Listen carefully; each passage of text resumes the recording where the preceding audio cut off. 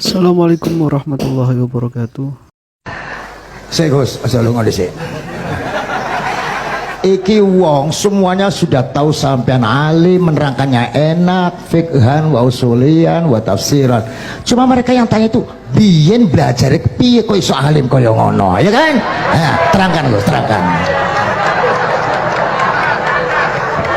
Mati, mati.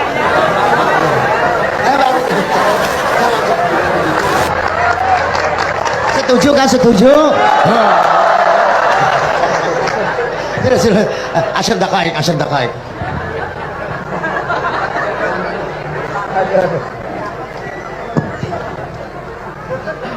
Andaikan pertanyaan itu ke Mbah Mun, mungkin jawabnya gurune sopo.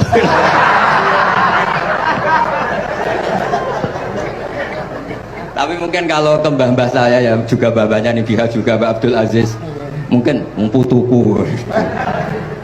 Tapi kalau saya ingin cerita tentang saya paling ya, oh aku sregep. Yang jelas tuh dari kafadlu wa yuti apa? Mayas.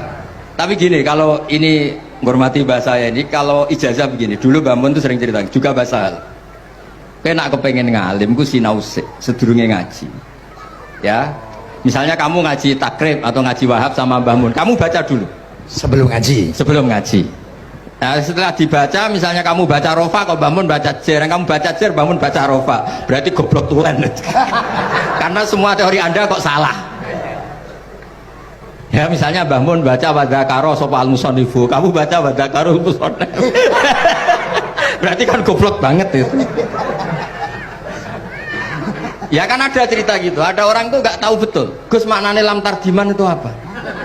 Lam tardiman dicari di kamus itu udah ada, ternyata itu di head lam tarodaman. Dia baca satu lam tardiman aja dicari di kamus sampai hidup mati lagi ya gak ada. Nah, jadi kamu baca dulu, misalnya di bab head lam taro naringali sopo mar'ah daman ing geteh. Ternyata ngaji Mbah Mun paginya jadi baca lam taro daman. Jadi kalau kamu malamnya baca lam tardiman loh kok. Jadi itu kata Dewi Mbah Mun, mergo sorokan kabeh santriku sorak mungkin. Carane ngecek kebenaran Anda yuk maca sik. Nanti kalau kemiripannya 50% ya separuh alim. Kalau 70% ya serondo alim. Tapi nanti kalau kemiripannya sampai 100% dan berkali-kali, berarti kan sudah luar biasa. Jadi yang ngaji sama Ki Mustafa, Ki Niam, saya mohon santri-santri itu belajar dulu, biar bisa ngecek nanti guru saya baca kayak apa. Waduh salah ya. Kenapa lah? Waduh salah. Karena kiai itu kalau salah ya mau ngalah. Ini ceritanya bangun betul.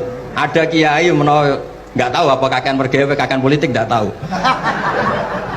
Wal babi lan walang. Terus ada santri, kulo gak ada makna kok lawang. Ya walang sing lawang cung. Mau ngalah. Terus watini lan wit alu. Gurune maca alu. Kulo gak ada makna kok elo. Lah ya wit telu kena gua alu cung. Tapi saya menangi kiai itu kalah sama santri itu. Saroko nyolong sapa wong albedo tangi anduk. Terus gurunya kaget. Cung kok anduk cung. Bareng didelok endok. Karena kalau pegon kan anduk sama endok itu podo ya. Ini ada podo. Tapi kiainya akhirnya kalah. Memangnya nyolong anduk boleh? Yo ora cung, yo haram, yo podo ae kalau gitu nyolong. Nyolong endok ya haram, nyolong anduk haram. Lo cerita itu masyhur itu.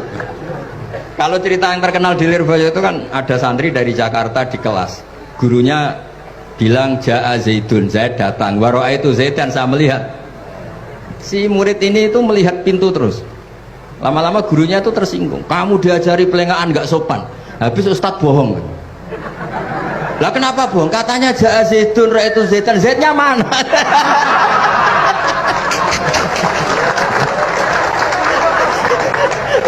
Dia gak ngerti.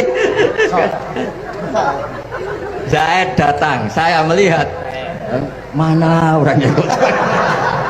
Kok dibahas-bahas terus itu? Ya, jadi yang serius tadi, kalau sampean ingin nguji kualitas Anda. Makanya saya dulu itu pede baca kitab di depan Mbah Mun karena ya ngecek. Dan dulu itu Gus Gofur, Gus Kamil sebelum ngaji ya itu mesti sinau sama saya. Nanti ketika Mbah Mun baca, tadi kalau kemiripannya kita 90% ya bagus. Syukur-syukur sampai 100. Dan itu terulang sampai Wahab Hatam, Jamul Jami' Hatam. Sehingga kita tahu. Jadi kalau diskusi kita kok salah ya tahu, kalau benar ya tahu. Kalau tahqiq ya tahu. Biasanya kalau tahqiq itu Mbah Mun karena takut nyalahkan kiai-kiai Jawa, kalau baca 2 kali, misalnya begini. Yasmalu, kadang diwaca Yasmilu ya apa-apa nggih Jawa wae gitu. Karena kalau kita memaksakan sampai benar seperti di kamus, kayaknya kalau kiai Jawa itu berat. Berat sekali. Dumeli bojo bolak-balik mesti ora goblok wis apik lah. Karena kalau baca tahqiq itu kan butuh kamus. Yang benar itu Yasmalu misalnya. Tapi kan populer juga orang baca Yasmilu. Saya itu menangi loh. Kiai Jawa dulu baca Simai itu menangi, Masdar Simai. Lama-lama setelah banyak alumni Al-Azhar terus berdasar kamus baca Samai semua kan. Saya menangi kiai itu baca Dilalah. Lama-lama karena sekarang udah banyak punya kamus, baca Dalalah. Fa'alah. Jadi kiai itu juga kadang-kadang keteror muridnya. Makanya Syekh Zakaria Al-Ansori itu pernah ditanya, kenapa engkau begitu alim alama sampai dilakopi Syekhul Islam? Kata beliau itu lucu jawabannya, karena saya ini orang yang sial. Saya dulu punya guru namanya Ibnu Hajar Al-Asqalani dan punya murid namanya Ibnu Hajar Al-Haytami. Kata beliau, dukik tu bena hajaro ini. Saya ini digebek 2 batu. Kalau mau ngaji takut saya minta ampun karena disuruh baca sama Ibnu Hajar Al-Asqalani. Kalau mau ngajar takutnya saya bukan main karena Ibnu Hajar Al-Haytami itu cerdasnya bukan main. Jadi kalau saya salah itu konangan. Akhirnya dia jadi orang sial tadi. Mau ngaji ya belajar, mau ngajar ya belajar. Makanya meskipun ini pernah sepuh saya tidak berani ngaji beliau. Wah mesti meriang saya kalau ngaji. Jadi yang terkenal alim-alim mohon ngajinya dikurangi ya, karena ini kasihan gurunya. Kasihan gurunya. Nggih, Bon cekap. Bon, itu catat ya. Sebelum ngaji baca dulu. Satu lagi, Gus. Sampean ketoke kayak desa kok kuliah. Kamu tuh kuliah? Oh, nggih. Pun dari belajar dari mana sampai kemana Gus jenengan? Dari Mondok sampai ke Jogja sampai Putih. Monggo.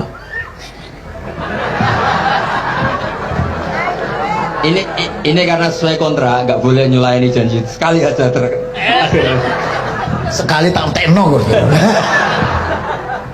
Jadi sebetulnya kalau di ilmu saya kan sering ketemu ahli geologi, ahli sosiologi.